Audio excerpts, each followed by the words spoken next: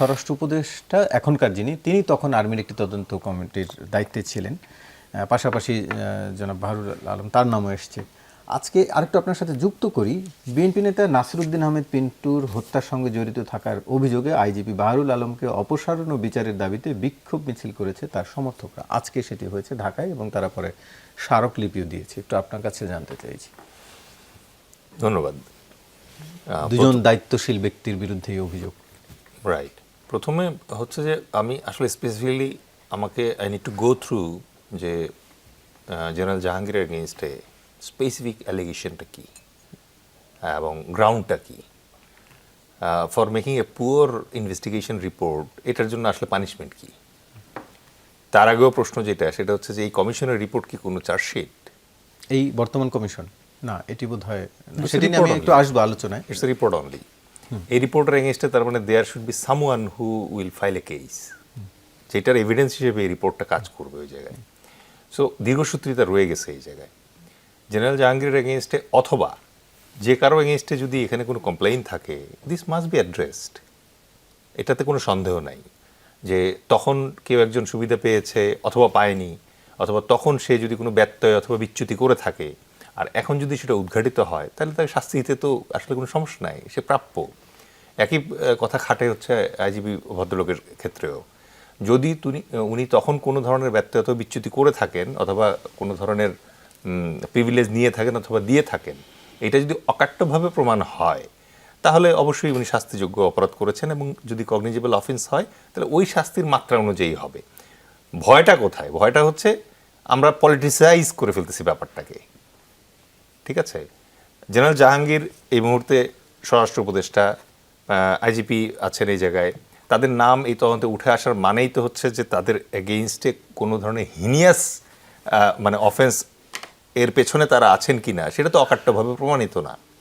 তাহলে এটাকে বারবার সামনে কে নিয়ে আসতেছে? এবং আপনার প্রশ্নের দ্বিতীয় অংশ যেটা, সেটা তো আরও সন্দেহের উদ্রেক করছে যে বিএনপির একজন নেতার হত্যার সাথে যদি এটা সংশ্লিষ্টতা থাকে, এই বিএনপি নেতা তো পিলখানার ভেতরে ছিলেন না, তাহলে এখন কেন প্রাসঙ্গিক হচ্ছে এটা? তার মানে এই জায়গাটাতে আমাদেরকে নির্মোহভাবে তাকাতে হবে। ডক্টর মোহাম্মদ ইউনূসের আন্ডারে এসে আমরা অ্যাটলিস্ট এই একটা চান্স পেলাম যে একটা নিউট্রাল তদন্ত দেখার সুযোগ পেলাম এবং একটা রিপোর্ট পেলাম। এটা নির্ভুল আমি এই দাবি করছি না, এটা কখনো সম্ভব না, কিন্তু এইটা অ্যাটলিস্ট নিরপেক্ষ, এইটুকু আমরা আশা করতে চাই এই জায়গায়। তো ওই নিরপেক্ষতায় যদি কোনো গ্যাপ থাকে, সেই গ্যাপটা পরবর্তীতে ফিল আপ করার চেষ্টা করা হবে। কিন্তু একটা জিনিস আপনার মাথায় রাখতে হবে, 2009 সালে সংগঠিত একটা ব্যাপক অপরাধ যেটা আছে, সেই অপরাধের এভিডেন্স চলে গেছে। এখানে যারা আসামি ছিল তারা পালিয়ে গিয়েছে, কেউ কেউ মুখোশ চেঞ্জ করে অলরেডি অ্যাবজর্বড হয়ে গেছে। আমাদের শহীদ পুত্র মানে আমাদের সহ আলোচক যিনি বললেন যে তাদের অনেকে এখন আমাদের আশেপাশে বসবাসও করছে অন্যরকম মুখোশ লাগিয়ে, হয়তো এইবার তদন্ত থেকে নাম বেরোয় আসলে পরে তাদের মুখোশটা খসে পড়বে। তো এটা বিচার্য বিষয়। আমি বরং আপনার এখান থেকে যে জিনিসটা ড্র করতে চাই সেটা হচ্ছে যে আমরা কি শিখলাম এটা থেকে, আর্মি কি শিখলো এটা থেকে। ইন ফিউচারে যদি আবারও এরকম একটা সিচুয়েশন ঘটে, তখন কি আর্মি এবং আর্মির অফিসাররা একই কাজ করবে, নাকি এবার বেটার কিছু করতে পারবে? আমি আমার ক্যারিয়ারের যে কয়দিন বিডিআর বিদ্রোহের পরে চাকরি করে আসছি, আমি একদিনও দেখি নাই যে পিলখানায় যদি এরকম ঘটনা আরেকবার ঘটে, এই রেস্কিউ অপারেশন কীভাবে হবে এটা নিয়ে কোনো মহড়া আমরা কখনো করি নাই। আমরা শেখারই চেষ্টা করি নাই যে কেন এটা হয়েছে, 57 জন অফিসার যে মারা গেল, এখান থেকে লেসন লার্ন কি, এটা তো প্রত্যেকটা অফিসারকে পড়ানো উচিত, শেখানো উচিত যে পিলখানায় যদি নেক্সট টাইম আবার এরকম ঘটনা ঘটে, অথবা পিলখানার মতো অন্য কোথাও যদি ঘটে, how the rescue operation will happen, chain of command কীভাবে অ্যাক্ট করবে এই জায়গায়।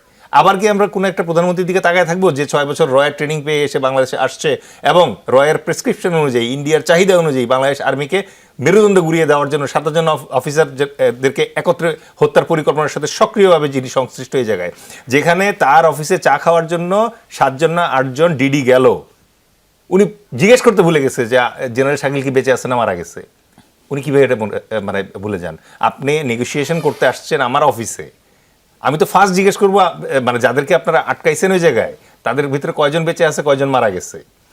উনি যদি জিজ্ঞেস করে তখন অবশ্যই জানছেন জেনারেল মানে শাকিল যে মারা গেছে, এটা তো সকালবেলা ইন্ডিয়ান টিভিতে আসছে না তাহলে এই ঘটনার পরে প্রধানমন্ত্রীর সামনে যদি ডিডি তৌহিদ গিয়ে থাকে, ডিডি তৌহিদকে উনি জিজ্ঞেস করেন নাই যে ইন্ডিয়ান নিউজে তো আসছে যে শাকিল সাহেব নাকি মারা গেছে, ডিডি তৌহিদ যদি মিথ্যাও বলে থাকে যে না ম্যাডাম মারা যায় নাই, মানে উনি এখন জীবিত আছে, তাহলে উনি কি করতেন? ওনার জায়গায় যে কোনো একটা সুস্থ মস্তিষ্কের মানুষ হলে বলতেন যে ফোনে মেলান, আমি এই মুহূর্তে আগে শাকিল সাহেবের সাথে কথা বলতে চাই, কথা বলি আমি। এইটুকু যেই কাজ উনি করেন নাই, শেখ হাসিনা যে এই হত্যাকাণ্ডের সঙ্গে সংশ্লিষ্ট এটা তো আমরা 2009 সালেই জানতাম, কিন্তু আমাদের এবার- শক্তি এবার ছিল না। প্রতিবেদনেও সেটাই আই উঠেছে। থ্যাংক জুলাই, যে জুলাই এই ডাইনিকে মনে করেন যে এখান থেকে উৎখাত করছে এবং আজকে এই জিনিসগুলো উদ্ঘাটিত হচ্ছে। পুরা তদন্ত এখন যেই পর্যায়ে গিয়ে পৌঁছাইছে, আজকে ভারতের সংশ্লিষ্টতা আছে। How you'll deal with Bharat,